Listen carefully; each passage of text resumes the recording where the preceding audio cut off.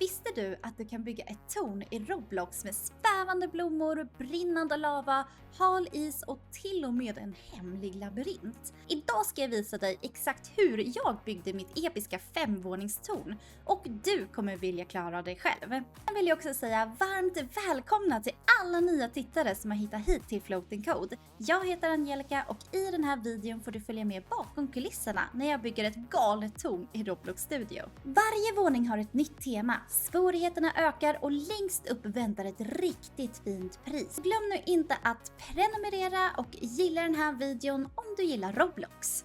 Jag ville bygga ett spel som tar minst 10 minuter att spela, så jag delade in tornet i 5 olika våningar med helt olika hinder.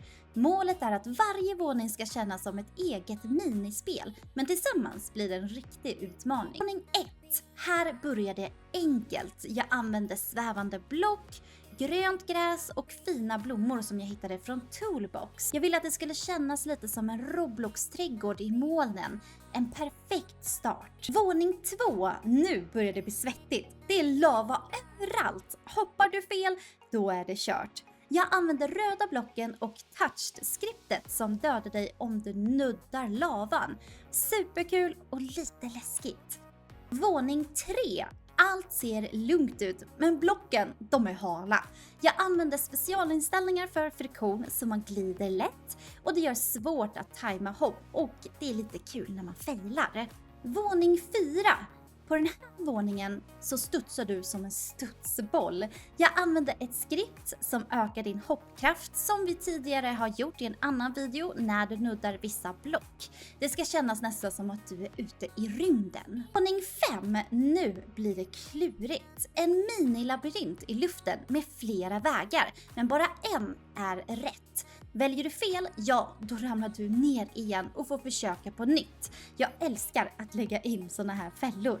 Undrar du hur jag har gjort all den här kodningen? Glöm då inte att kika på mina tidigare videos med Roblox Studio då jag har återanvänt all kod som jag har lagt in i det här spelet. Och där, toppen är nådd. Jag la in en specialeffekt och ett belöningsrum med glitter, ljus och en skylt där det stod "Du vann".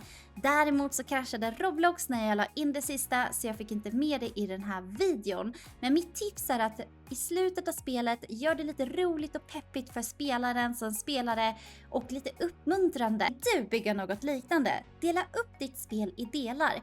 Tänk på att varje våning har sin egen känsla och använd enkla skripts för att få till effekterna som halkiga ytor, studs eller lava. Du behöver inte vara proffs på kod. Det viktiga är att du har kul med byggandet. Skriv i kommentarerna vilken våning du tyckte var roligast. Gilla videon om du gillar Roblox och glöm nu inte att prenumerera. Nästa gång kanske vi bygger ett vattenland eller en flygande stad eller något annat helt galet.